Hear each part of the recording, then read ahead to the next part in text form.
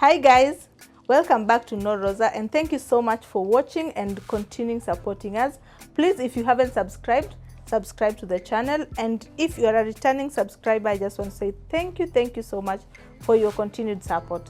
So on another segment of Rosa, I've been given questions by the director.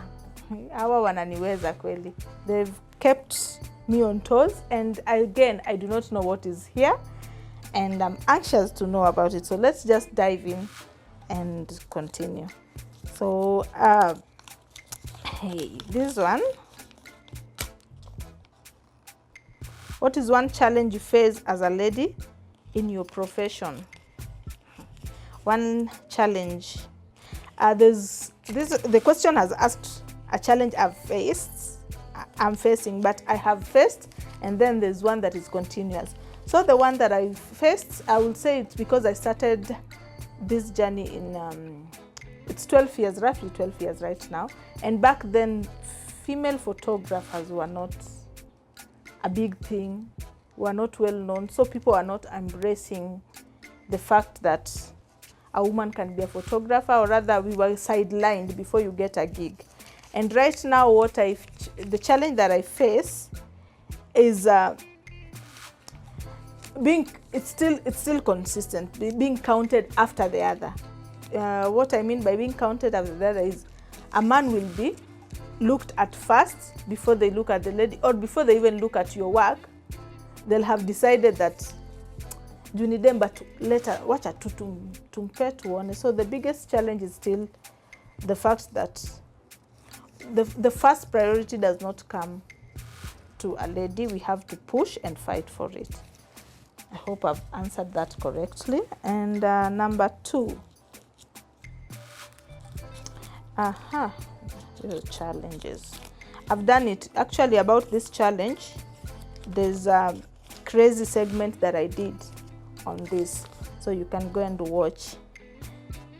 If you're not a photographer, what other profession would you choose? If I wasn't a photographer, what would I have chosen? So actually photography, I'm going to give you a backstory again. Photography, I got into it. It was not my first choice. Actually, it wasn't even my choice. I did journalism, and I thought I was going to be a news anchor. But when you are applying for job and competition, people that are in this industry really understand. Kupata kazi sio mchezo, ni kazi yenyewe.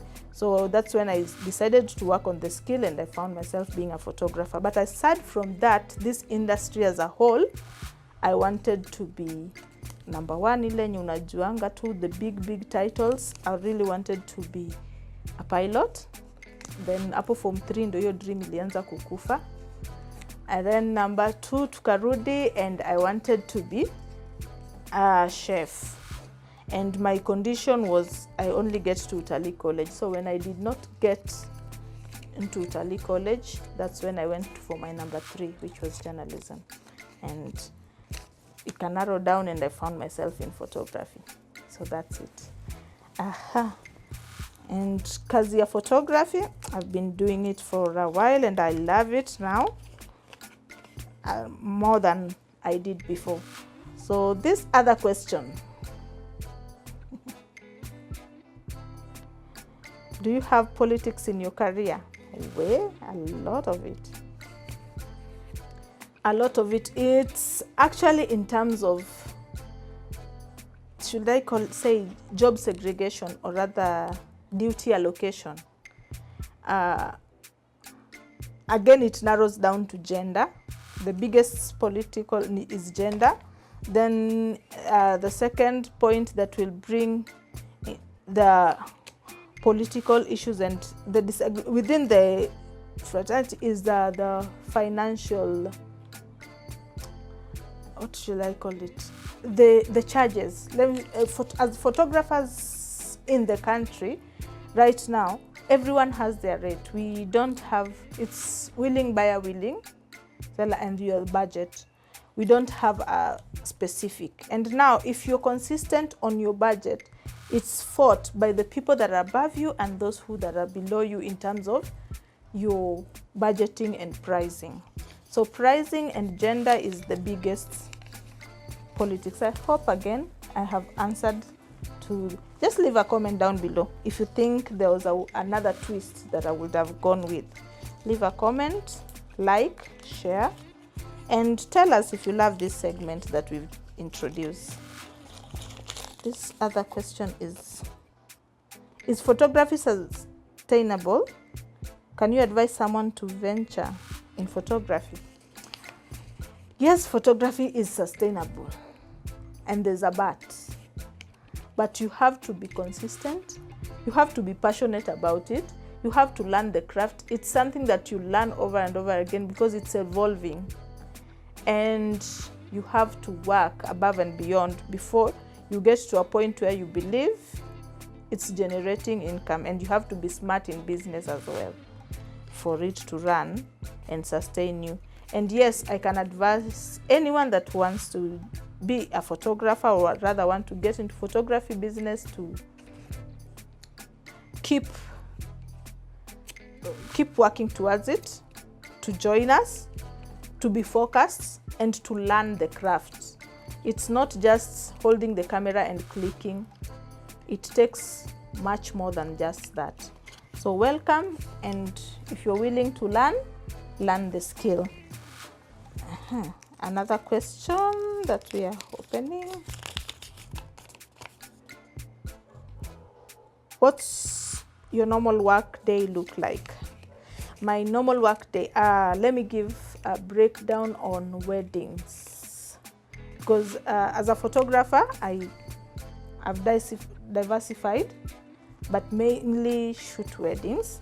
So on a normal day, wedding day shoots, wake up time is around 4:35, because especially depending on the location of the event, and we need to get to the brides as early as, some even at 5 depending on their program, but mainly 6 a.m. should be at the location. Then shoot the whole day. That's why we start with the wedding preparation shoot. Then we go to the church. If it's a white wedding or a church wedding, go to the grounds. If it's a garden wedding, or if it's a Muslim wedding, now the trajectory changes again because of their plan and how they do it. So we move from stage 1 to the church, to the ceremony itself. Once they've been joined, we move for the photo session. Then after the photo session, back to the reception. After reception, we might end it at the cake cutting, or depending if they're having an evening party and they've taken a package for that as well, we extend to the package. So on a normal day, on an average, we end our day at around 5:30. Yes, I think that's briefly on weddings. And if it's a studio shoot, that's when I was running a studio, that my day begins at 8 to 6 p.m. That's roughly, yeah. And just an estimate on how my day look like. And there are days that I am free from morning to evening without a shoot. Sijararua question. What was your first gig? Actually, my first gig was a wedding that I wasn't commissioned for. I had a camera. It wasn't my camera per se. My aunt came in with a camera, and the event was happening. And she asked if I could help take photos. And I was so excited because it was an opportunity to just practice. And I shot. Then after the event, everything, people went and all that. But after the event, the people that were attending the wedding, both the guests, one of the guests and the couple called me to ask if I still had the photos. And I said yes, and they were willing to pay to get the photos because their commissioned photographer lost the footage. the photos. So that's how I got my first gig. And that's how I knew I can actually get into the business of photography. So again, why photography? Why? Kama kawaida ningeanza na passion, nene. But number one, why I got into photography was because I was looking for a source of income. I had looked for work and I wasn't landing any work that I wanted. And then I wanted to make a living out of myself. And I remembered I had a skill, so I exercised the skill. But once I dived in, then I realized that I actually had a purpose, or rather a passion for it. And I grew loving it, and just telling the stories, raw stories, and how do I put it? I'm going deeper than I thought I would with this question. But just freezing the moments, highlighting, and I love love. And that's why I shoot people a lot, and I also shoot weddings and families a lot, because it's the spirit of love that I get, and the moment that I have to freeze it, and the reaction of clients when I hand over their work, that makes me want to do photography again and again and again. And nowadays, it's more about the fulfillment and what I give more than the money, although we still need the money for sustenance. But the trajectory changed from when I got in for the money, but now I'm in it for the love of it and for the results that I put out there. And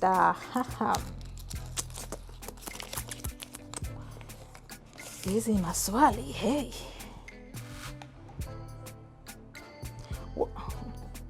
What's that one person you love to work with? That is photographer and B, celebrity.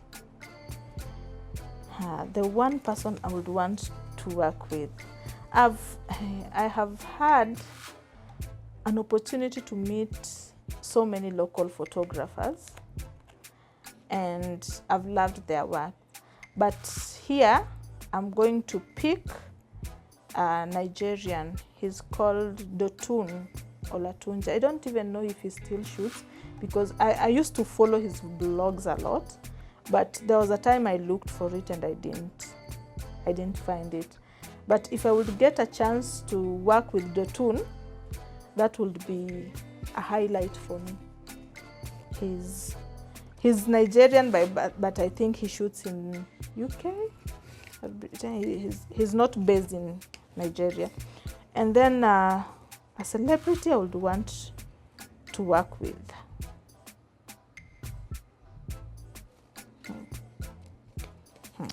I don't know if it's in terms of projects.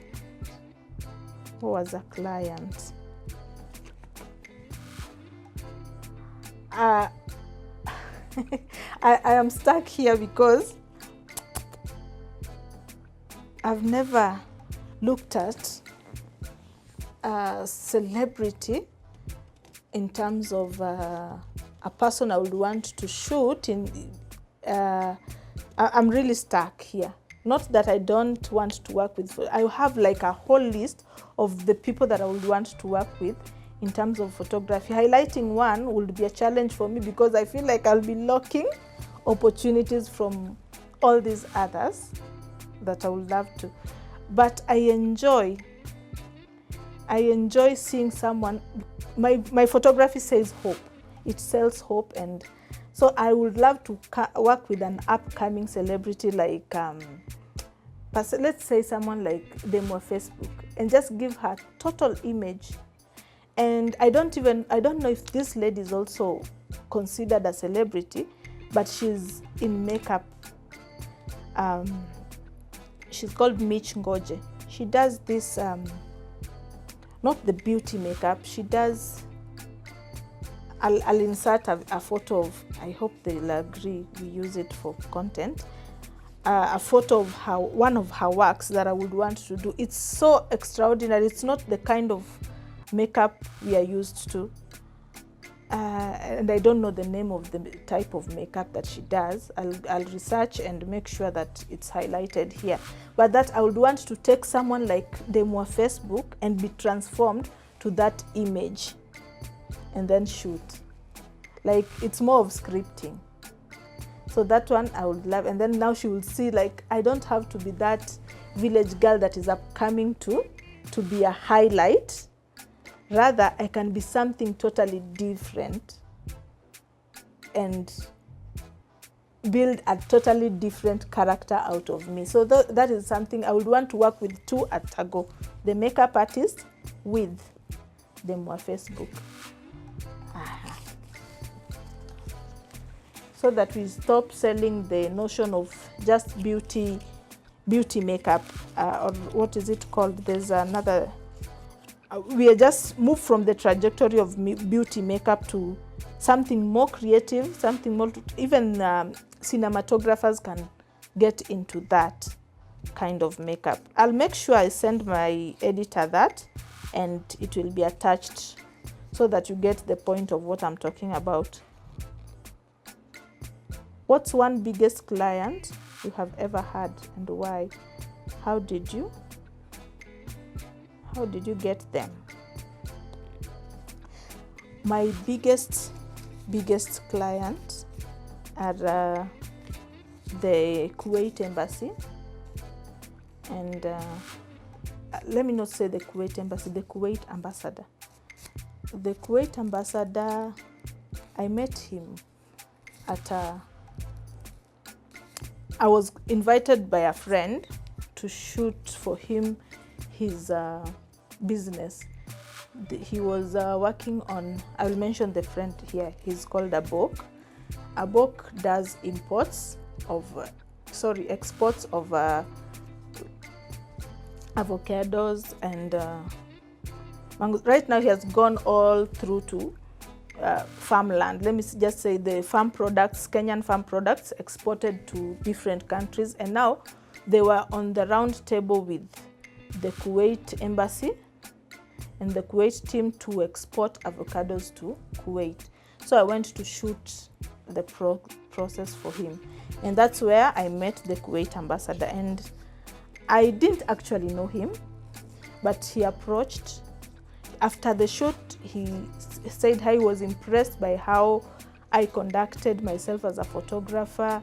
You see, they are very reserved people in terms of their culture, and I think I didn't know that there was a way I had portrayed myself, or rather there was some level of decency, and I showed some level of professionalism that I wasn't aware of. I was just purely working, and he told me that I love the way you worked during this shoot, and this is my number.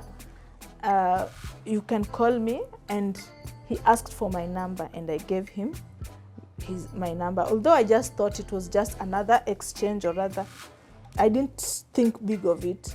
And a week later he calls that he has an event that was happening at his place and he wanted it shot, and that's how the business started, the business relationship started.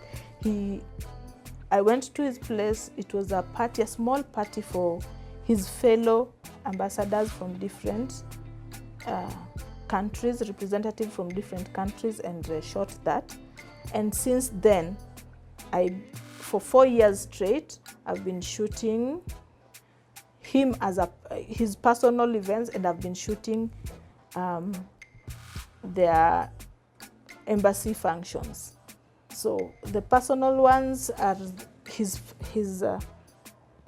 I used to pride myself. I think I can say that I was the official photographer of the Kuwait ambassador and the official photographer of the embassy. I'm separating the two because they were two different jobs and two different descriptions. So far I think that was my biggest client.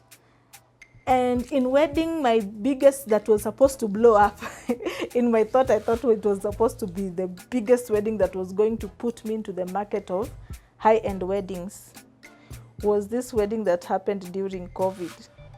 And it started with, my director was there, he shot actually. It started with a big number. I was supposed to have like 7 to 8 crew members. And it was a very big wedding. But by the time the announcement, the wedding was coming, the president just announced 2 days to that 50 people are only allowed. So we had to cut down everything. And we ended up with 1 photographer and 1 videographer at the scene. And whoever went, because I also missed out, I didn't even attend it, went, saw how massive it was planned and how it ended up with only 50 people. Even the bridal team was cut down. That one was, for me, I said this was going to be the breakthrough of weddings, like the biggest wedding I've ever shot. And then COVID ikaifanyia ile mambo. So that was the last one. And also, to all my other clients, I note that I see you as small. You've been my big clients. You've helped me grow. And actually, we are turning 10 years since we started the business. So I really appreciate you, everyone that have worked with me. Thank you so much. And thank you for watching to the end. Again, I remind you to subscribe if you haven't, like and share. And please don't forget to leave a comment. I want to engage with you. Thank you so much, and adios.